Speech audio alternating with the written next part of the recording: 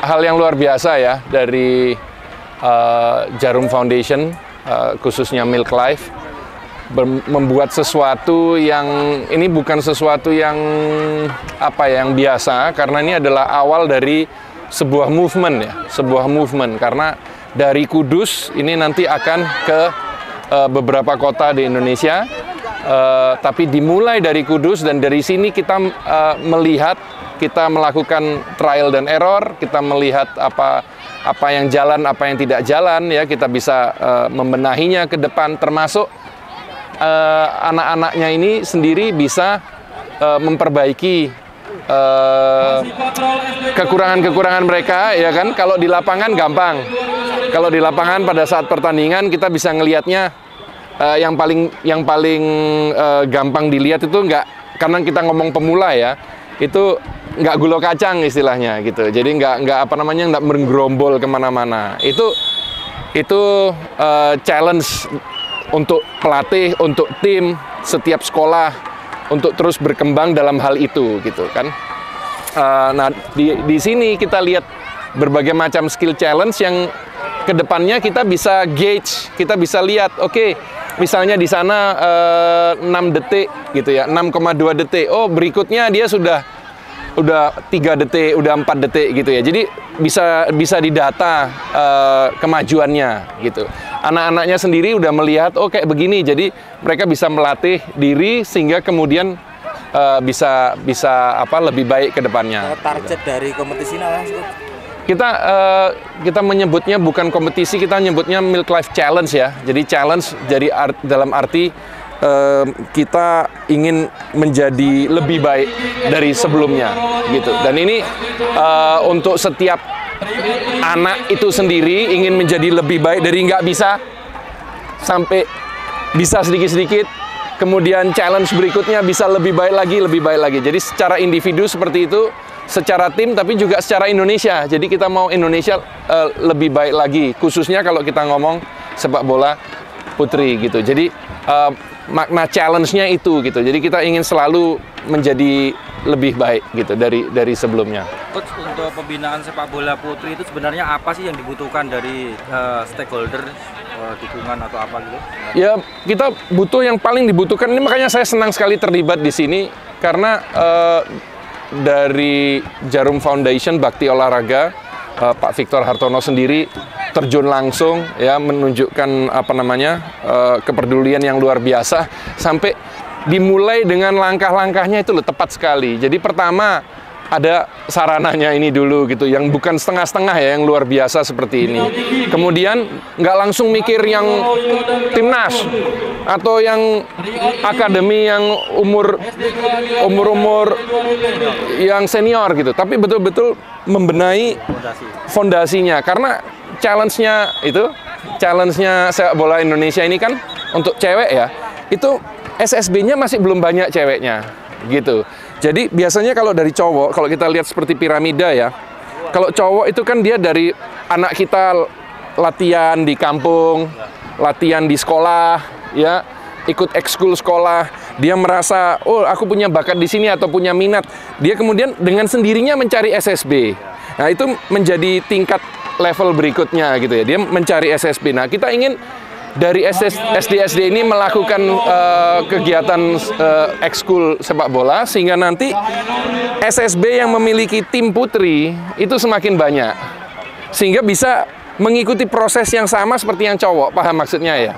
Di cowok sudah jalan, di cewek belum. Makanya ini langkahnya luar biasa, dimulai dari betul-betul dari awal gitu. Jadi nggak langsung bikin SSB gitu loh. SSB-nya mau ngambil dari mana gitu.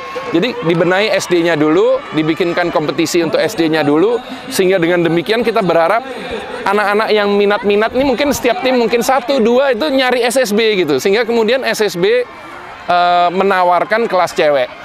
Itu kalau itu sudah terjadi, itu sudah perkembangan yang luar biasa gitu. Baru dari situ kita mikirin yang berikutnya, akademi kan. Akademi gitu. Tapi itu nanti gitu. Dan untuk Milk Life dan Jarum Foundation sendiri, interest-nya itu di paling bawah. Biar nanti orang-orang yang membuat akademi, pihak-pihak lain, itu udah ada bahan bakunya gitu. Jadi dari Jarum Foundation kita ke SD Kudus ini bikin SD-nya bottom sekali, menyediakan lahan di Kudus ini, tempat yang fasilitas yang luar biasa, plus kompetisi. Itu kompetisinya ini yang nanti akan dikopi ke tempat-tempat lain. Terus kalau kita bicara program terukur ya, ini kan baru fondasinya. Kira-kira untuk nanti menuju ke katakanlah tim junior yang kompetitif itu kira-kira butuh berapa tahun ya kalau itu intensif benar-benar dilakukan gitu? Ya generasi ini gitu. Kan semuanya tuh ada hasilnya kalau dimulai dengan benar dan dimulai jangka panjang, nggak bisa jangka pendek. Makanya itu sepak bola di Indonesia kalau tercampur dengan politik itu masalahnya itu gitu. Karena politik pemikirannya jangka pendek, sedang pembinaan itu jangka panjang gitu. Jadi yang kita harapkan ya ini banyak dari mereka yang kemudian mulai muncul kan sudah untuk yang cowok kan sudah ribuan SSB. 5.000 lebih kalau nggak salah itu di Indonesia. Masalahnya PSSI-nya kesulitan untuk membina SSB ini gitu karena kebanyakan. Makanya selama ini saya selalu bilang itu tuh seharusnya diserahkan ke tim-tim pro untuk punya akademi yang memiliki anggota SSB sampai ratusan di seluruh Indonesia gitu. Sekaligus bisa mendanai akademi mereka gitu karena SSB-nya bayar iuran. Jadi iurannya bukan dari murid, iurannya dari SSB gitu. Sekaligus dia bisa nyari pemain dari situ gitu. Nah, itu challenge untuk yang cowok ya. Kalau yang cewek kita belum sampai masalah di situ. Kita masalahnya di bawah gitu. Jadi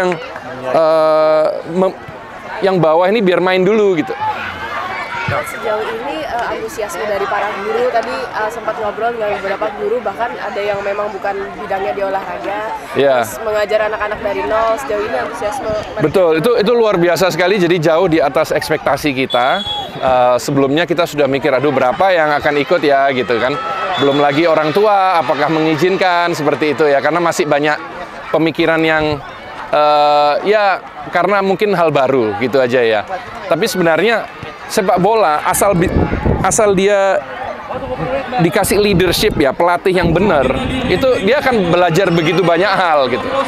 Baru kalau pelatihnya ngawur, ayo kasar misalnya, atau curi umur, nah itu baru sesuatu yang negatif. Tapi kalau pelatih-pelatihnya itu adalah pembina yang baik, ini sesuatu yang super positif untuk anak gitu loh. Jadi selain fun, itu mengembangkan karakter. Nah masa hanya ngembangin karakternya cowok? Yang ngembangin karakternya cewek juga dong gitu loh. Jadi makanya kita kasih pengertian seperti itu ke orang tua sama sekolah-sekolah, dan ya mereka benar-benar luar biasa antusiasmenya. Jadi itu kita senang banget melihat itu. Semoga juga di tempat-tempat lain akan mengikuti seperti itu. Jadi challenge-nya buat saya ya guru-guru olahraga ini yang mungkin ada yang latar belakangnya bukan sepak bola, ya itu yang jadi tugas saya untuk melatih mereka gitu. Respon mereka gimana, Coach? Sangat baik. Saya ngelihat mereka coachable, sama dengan kalau kita melatih pemain. Coachable nggak? Kalau coachable walaupun dia jelek, ke depan dia akan baik. Sama dengan pelatih, kalau dia mau belajar ya pasti akan ke depannya akan baik. Termasuk kita kasih bantuan pelatih-pelatih dari SSB Jarum yang membantu sekolah-sekolah di mana gurunya masih awam gitu. Terima kasih. Ya, makasih semuanya. Oh ya. Foto sekali coach. Ya. Sekarang, Bos. Dari mana? Dari sana. Oh, itu segmen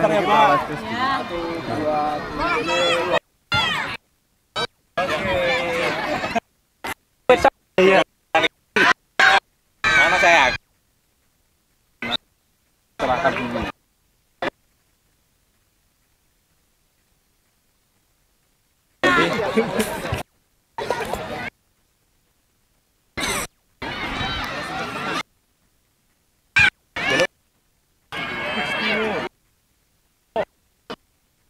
Penyakit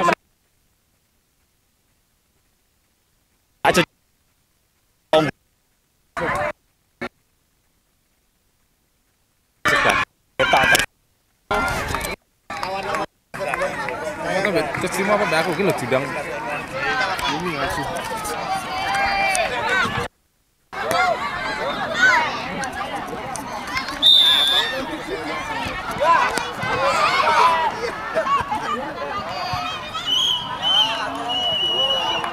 Selanjutnya shoot on target. Skill challenge shoot on target. Dua pelatih Norowito dan SD Cahaya Nur. Persiapan.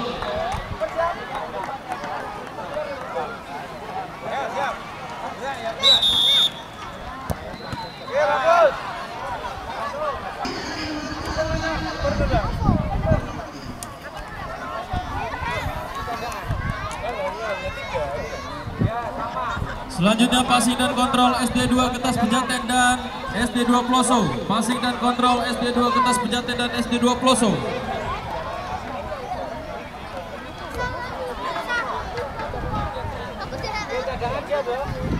Jangan, yo Cel. Aisyah. Coba kayak Aisyah. Persiapan dribbling SD2 Rahtau dan SDP Alislam. Persiapan dribbling SD2 Rahtau dan SDIT Alislam.